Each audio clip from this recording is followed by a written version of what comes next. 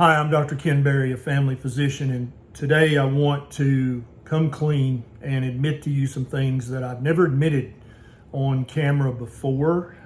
For almost the last 3 years, I have been a carnivore, eating a carnivore diet, a diet only of meat, beef, butter, bacon, eggs, a little bit of cheese, every now and then some full fat, sour cream or cream cheese, but I've been completely neglecting to eat any plant foods whatsoever, no vegetables, no fruits, no grains whatsoever. And I just wanted to come clean with you and tell you how restrictive this diet is and caution you before you try this carnivore diet. You need to understand some of the things that you're going to be restricting from your life. And I think as long as you're carnivore, you're not going to have these things. And so you need to listen to this video until the bitter ends and then make the decision. Do I want to restrict myself from these things for the rest of my life?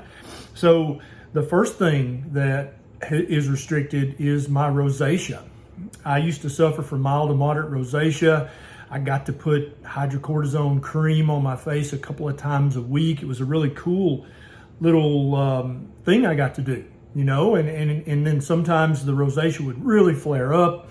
And it was always a conversation piece. People would be like, "Oh, you scraped your face or you're sunburned," and I'll be like, "No, it's just rosacea." And I don't get to have those conversations anymore on a carnivore diet. Another big thing is sugar addiction. I was 100% a sugar addict, and I some of my greatest pleasures back then was eating far too many carbohydrates in the form of sugary junk foods. I feel restricted because that wonderful, loving habit of mine of eating that junk food led to lots of other medical complications, and I no longer have those medical problems. And I mean, I guess you could say I miss them. I used to have severe daily reflux, heartburn, GERD. It was terrible. I used to take 2 Nexium every day. That'd be like taking 2 Prevacid or 2 Omeprazole every single day. And still I would have severe heartburn pain. I had to clear my throat continuously. I was just always having some kind of pain. I kept apple cider vinegar in my cubby at the clinic, and I would get to take 3 or 4 big swigs of apple cider vinegar a day trying to control that. I don't even know where my apple cider vinegar is now. I've misplaced it. I don't need it anymore. I don't take anything for my reflux anymore. And just that ritual of taking those pills every day was very satisfying. I don't know. It just kind of, it was like a happy little thing I would do twice a day was take my heartburn pills, and I'm restricted from that now. At my heaviest, I was 297 pounds, morbidly obese. And that was certainly something that was a conversational piece for other people. Hey, look at that fat doctor. He must not know anything about human health.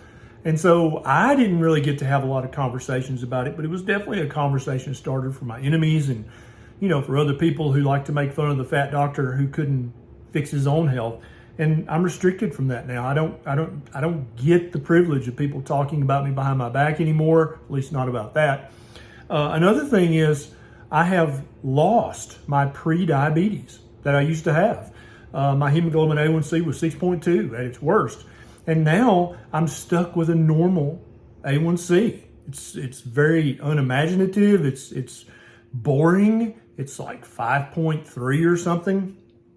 And yeah, I know, I reversed pre-diabetes, but just think of all the times I could have went to the pharmacy and had pleasant conversations with pharmacy tech and the checkout person. And they asked me how my diabetes is going. And I'm like, well, it's not going that great. I've missed out on all those great human interactions by reversing my pre-diabetes. And I mean, don't you think that's sad? I tore my anterior cruciate ligament in my right knee between high school and college basketball. And that used to grind and click and hurt and swell and ache every single day. It was like an old friend. And since being on this carnivore diet, my knee is completely silent. It's like it's mad at me. It never talks to me anymore. I get no negative feedback from it. There's no aching, no swelling. I can go outside and work on the farm all day, going up and down hills, playing with my chainsaw, all these things, squatting and bending and lifting, and my knees just like, whatever.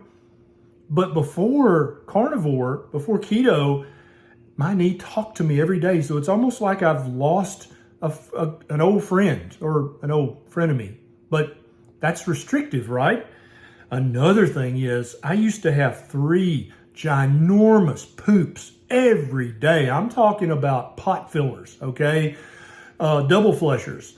And I just don't, that doesn't happen anymore. Now I poop once a day. It's very small, very minor. There's no odor. Sometimes when I wipe, there's nothing there. It's boring. I mean, I don't know what I'm going to do to fill the time that I used to spend on the toilet pooping. I just don't poop that much anymore, and it's boring, and I feel restricted, okay? And then the last thing I want to share with you is probably the best. Back when I was eating the standard American diet, I had the most amazing flatulence. It was a lot, and it smelled so bad. I mean, I can't tell you the hours of Murray gave my 3 girls, the Berry girls, my 3 daughters. We would just laugh for hours on end at the amazing amount and the intense smell of my farts. But now I don't have those anymore. And so we just sit around and just kind of look at each other and be like, this is boring. Okay, I'm going to go outside and play. Because I don't have that gas anymore. And I mean, for years, for all my teenage years, definitely my early 20s, that was kind of my signature, man. I could clear a room in no time flat with just one ginormous fart. And I've lost that. It's almost like I lost a superpower of making people laugh and making people get up and run away from me because of this carnivore diet. And I mean, I don't know if this helps you or not. I also know there are people that I know personally who they're restricted from flare-ups of their autoimmune condition now. They just don't have them anymore. And they're like, well, okay, I guess that's in remission or whatever. So before you start this carnivore diet, I want you to be very aware of what you're going to be missing out on. You're going to be missing out on a long list of chronic medical symptoms of party favor farts that would just liven up a party like nothing else quite will. You're going to be missing out on taking all kinds of pills, the intimate close relationship that you would have had with all of your doctors and all of the people who work at the pharmacy who would have been perhaps your best friends.